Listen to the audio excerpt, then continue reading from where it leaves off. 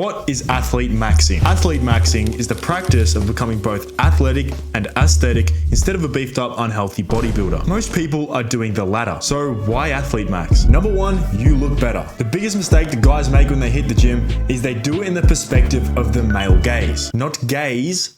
This means they're essentially optimizing for nice rear delts, bro, instead of are you single? Number two is it's healthier. The sad reality is bodybuilders die young. Ziz and Joe Aesthetics both fell victim to this. Number three, it's a better environment. Blokes at the gym suck, man. I've literally watched a tug of war over a dumbbell before. Egos are sky high and everyone thinks they're the fucking shit. Yeah, as soon as I stepped into a boxing gym, I just noticed people were a lot more respectful. No one's trying to prove anything. And the fourth thing is no more body dysmorphia. Physique inflation is real. This was a superhero physique just 20 years ago. Now this dude jumps on steroids because people say his physique is mid. Number five is better treatment. Most people think going to the gym will get you loads of respect, and while that is true to an extent, take it too far and you're literally just labeled as a gym bro. And in the eyes of women, you're just a tryhard. There's a reason women go feral over a post like this and not this. They like a man that's an athlete and has got his physique as a byproduct of that sport. They pretty much want you to be born with it. Yeah. Number six, it's more fun. Lifting weights in an up and down motion and then occasionally changing the angle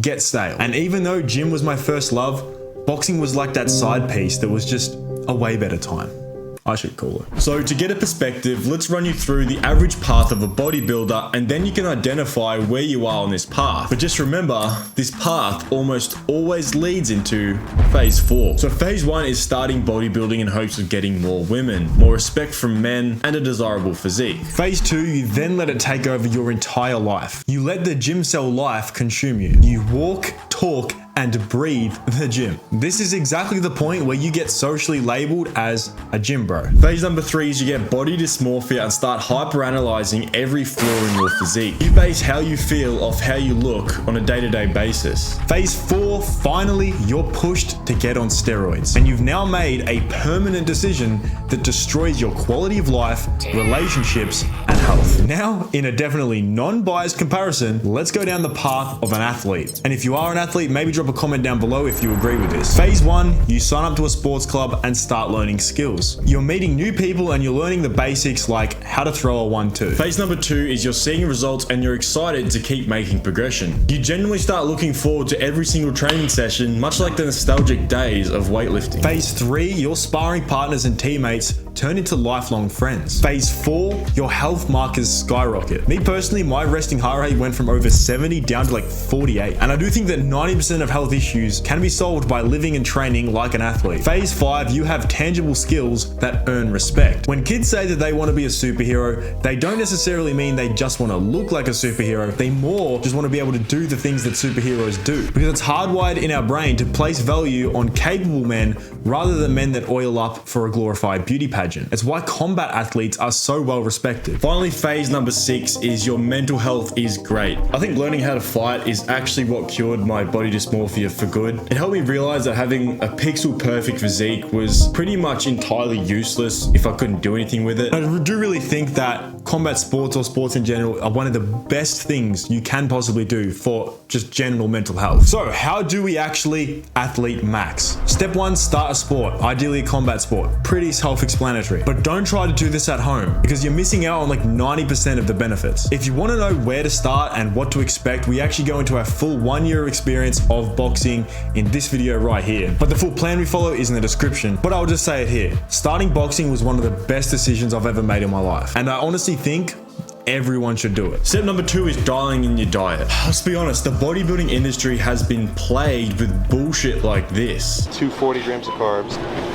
Just a big ass bowl of Cinnamon Toast Crunch and milk will be perfect.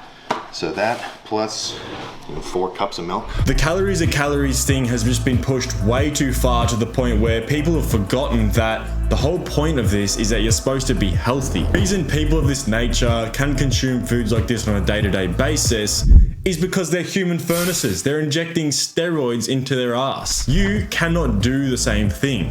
It's like putting diesel in a petrol car. Step number 3 is to find the perfect hybrid balance. Most guys still want to have a little bit of muscle and not Sean O'Malley max, which is fine. So do we, which is why we live the hybrid lifestyle. This is just a hybrid between hypertrophy training and athletic training, which might sound a little bit counterintuitive since they almost counteract each other, but you can make it work depending on what your goals are. We do go into depth in it in this video. Step number 4 is recovery. Living this hybrid lifestyle is all good and well until you get injured. And since you're doing more than just bodybuilding or hypertrophy training, the chances of you getting injured are a lot higher. So you're gonna need your sleep to be like this.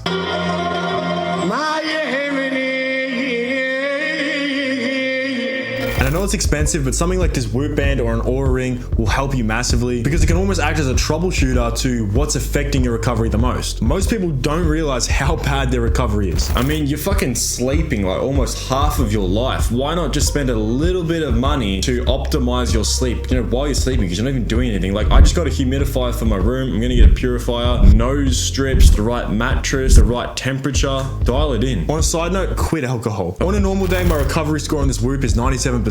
When I drink alcohol, it dips below 10%. So this video wasn't to bash bodybuilders or anyone going to the gym, because at the end of the day, it's still better than 90% of dudes who can't see their knob when they look down. But since stepping back and looking into the fitness industry, it's clear it's barely about fitness anymore. And we want to bring that back. So if you fuck with our movement, subscribe to the channel and let us know in the comments that you do. Peace out.